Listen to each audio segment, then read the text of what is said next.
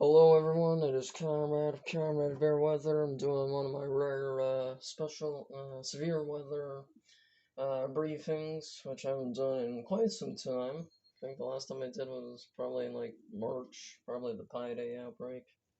It might have been a little earlier than that, but the reason I'm doing this is because the Storm Prediction Center has issued a day 2 moderate risk for Oklahoma and Kansas and very small portions of southwestern Missouri, might be including Joplin. Let's take a look at cities.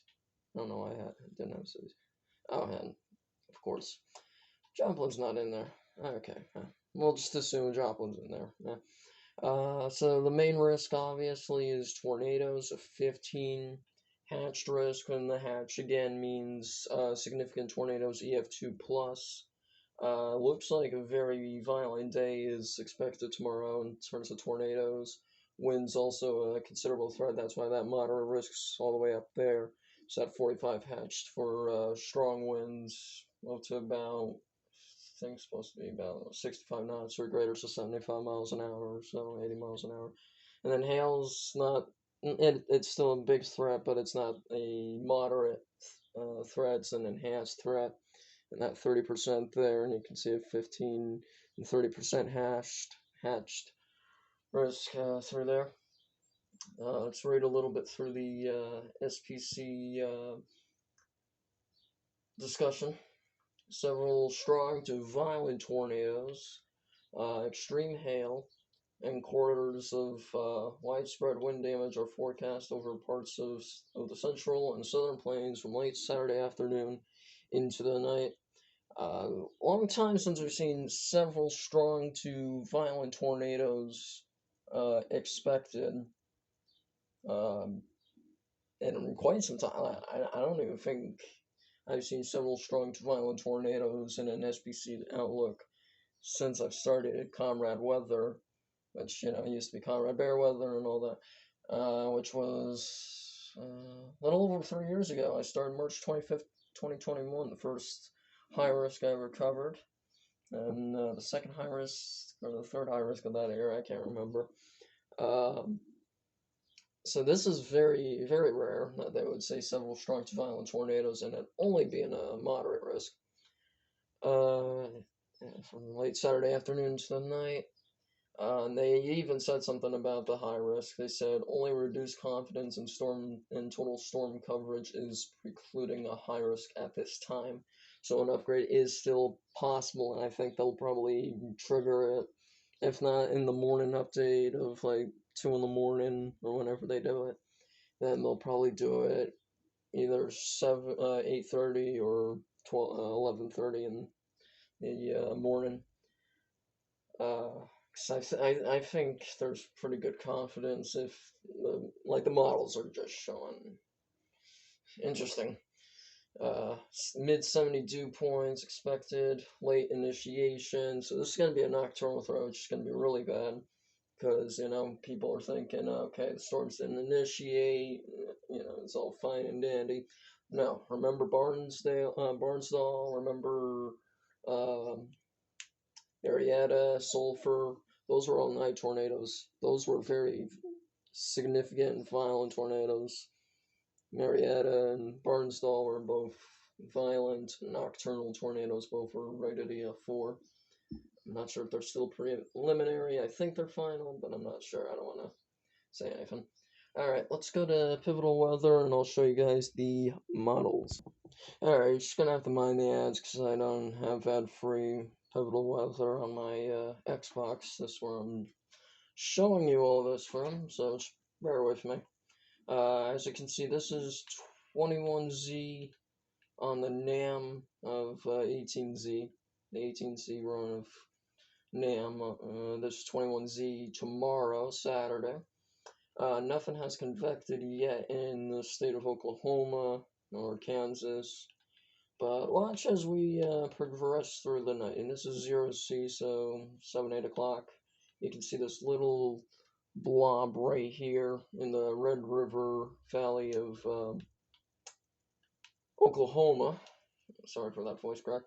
and it's already showing PDS Tour on the photograph now. NAM is a little bullish, it can be, but like the Iowa storms, they kind of got a little bit of it there.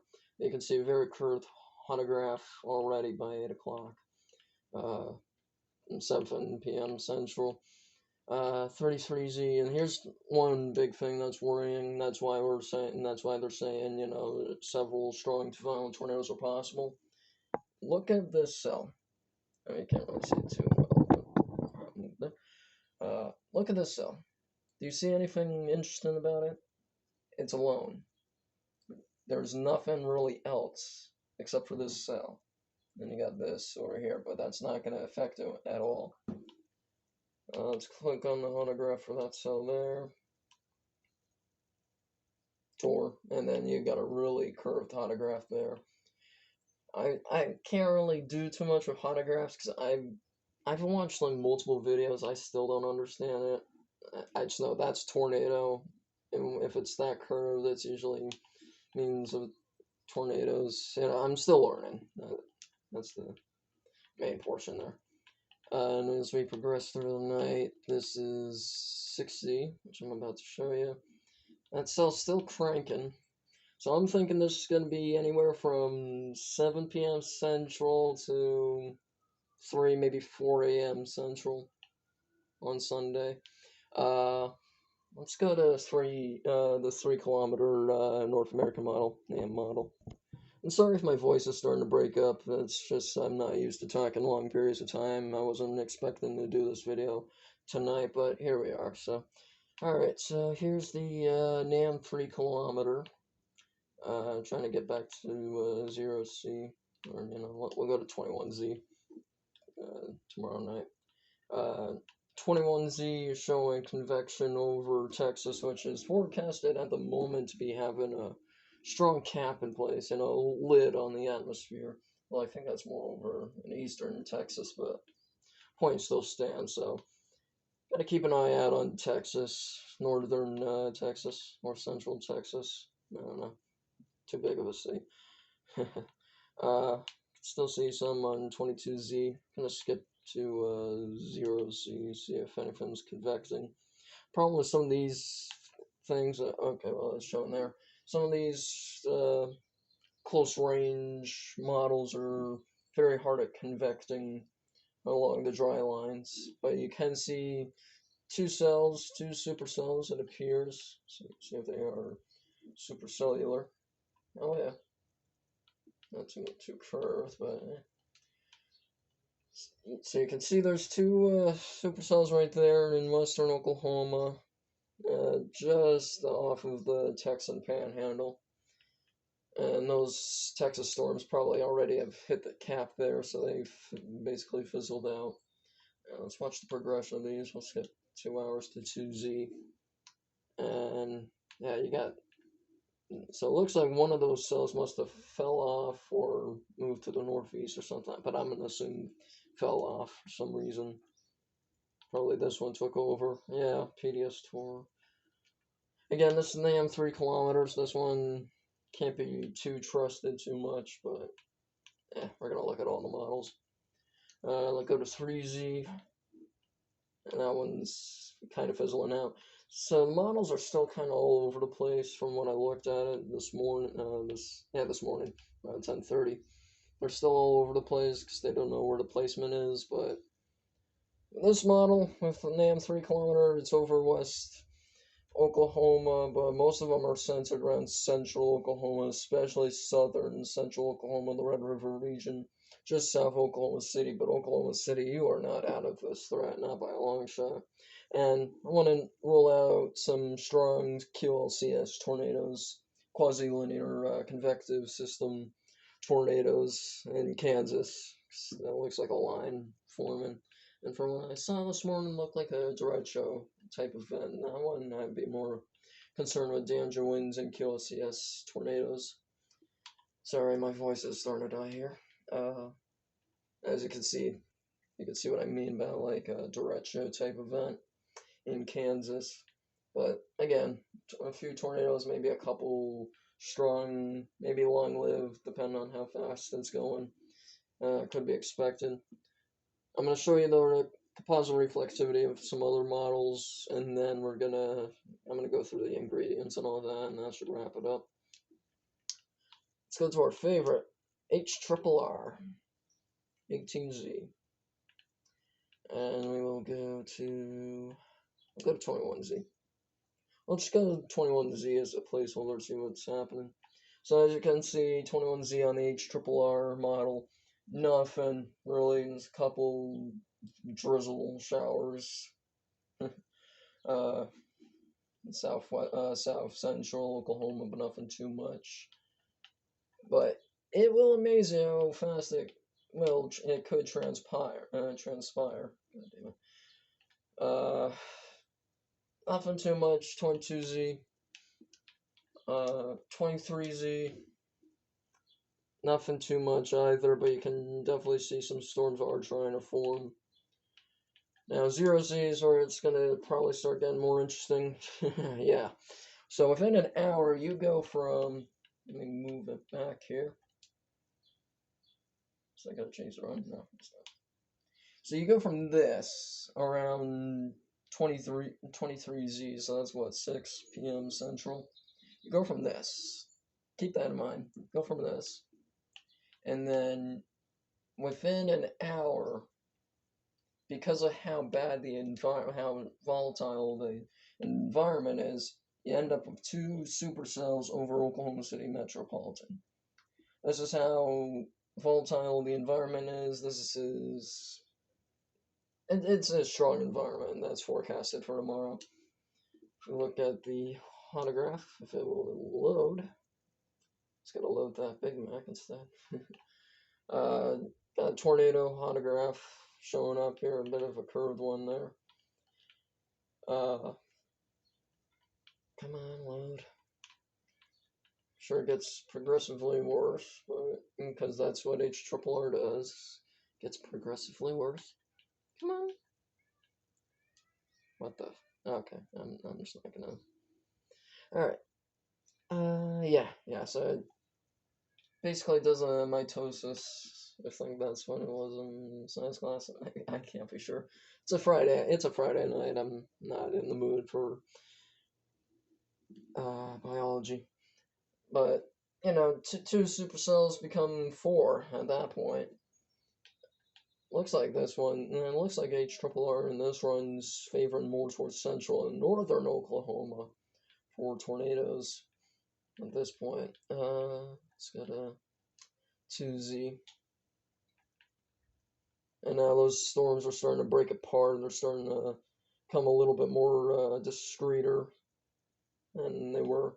That one's like, hold up, we need to see this autograph here. None? There's no way it's none. Maybe I put it a little behind it. Let's go in front of it, but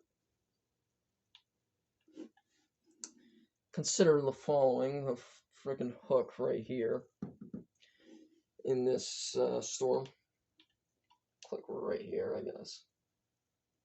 There's just no way it is none. It's a classic supercell. No, did we break it? Did we break the website? I think we broke the website. Oh, wait. It might be okay. Marginal tour. Alright, I'll take it, but you can still see very curved autographs there. Photographs.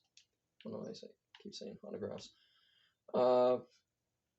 I'd just be expecting an isolated cell that immediately becomes a concern because of how volatile the environment is.